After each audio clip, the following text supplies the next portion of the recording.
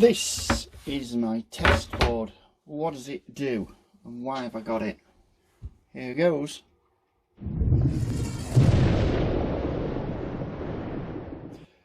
It's okay, I've had a little request that somebody wants me to just go through just my test board, because you've seen it in other videos where I've put GT Power's products on here, wired them up, shown you how they work. And basically this is to test things and to see how they work. So let's get you up a bit and I'll just very quickly go over what we've got and how it works. So from this end is the power input. This has got the Tamiya connector. Let's get you in a little bit. So I've got the Tamiya connector that goes in to a speed controller, and tapped into the input power supply is a voltage meter, so I know what voltage is in the battery.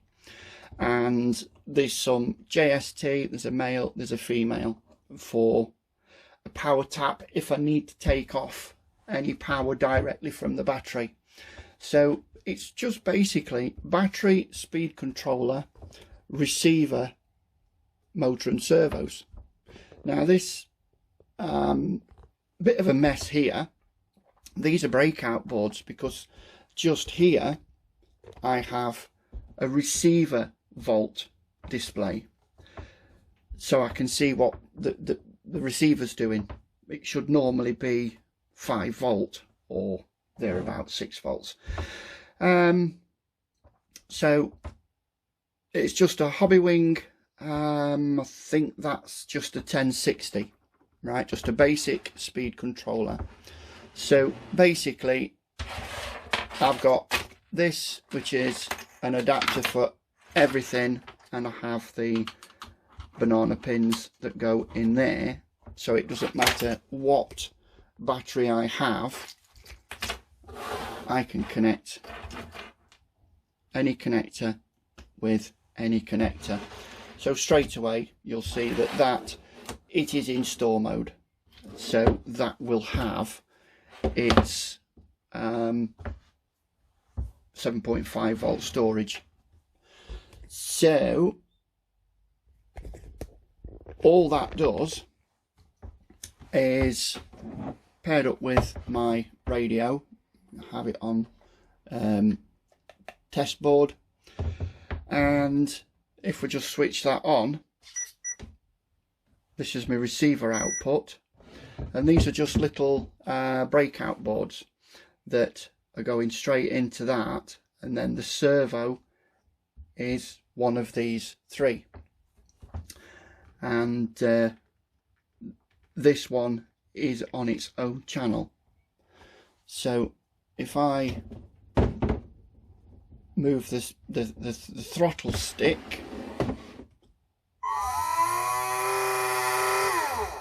right, that's all I've done is put a red dot on it so I can actually see that it's going round, and I can see which way it's going as well. As you can see, the voltage drop on full throttle doesn't move, because the LiPo gives a very good power delivery, whereas a nickel metal hydride might not give you that stable. So that's all it is really.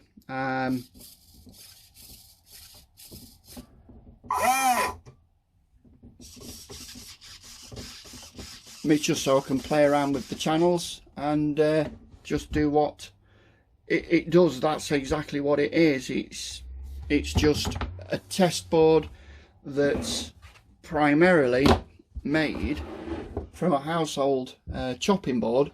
I've put some black vinyl over it and some stickers, and I think it's you know, it looks the business, and it does a good job.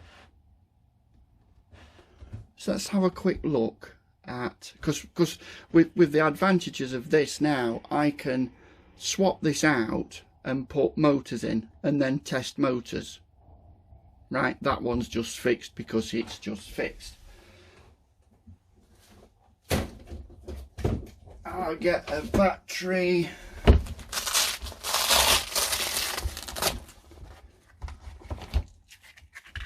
Very good batteries, and very good LiPo storage. Amy Booth models, very good quality LiPo bags. Not sponsored, wish I was, but there you go. So if I switch that off and change the 2S for a nickel metal hydride and switch the system back on, now you'll see when I hit the throttle, that'll dip right down.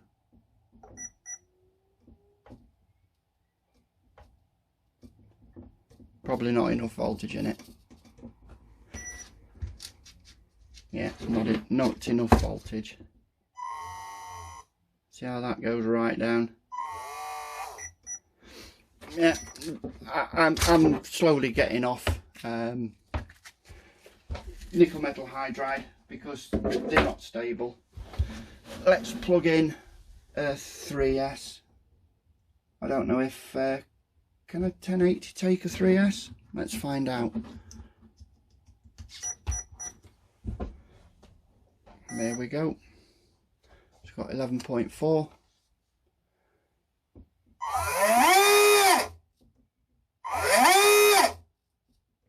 And the power delivery doesn't fade at all.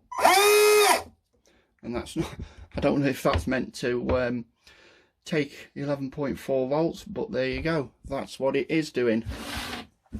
And that's it, folks. That's just a short video to show you my test board. Really comes in handy for testing anything and, you know, developing circuits, etc. So yeah, and the reason I've got all these inputs is because if we take this out, we can get stick that there, and then we can get the normal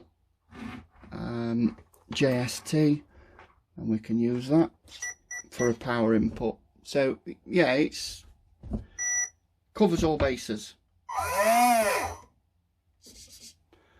but don't let them touch because they'll spark. Like you heard, nearly set myself on fire.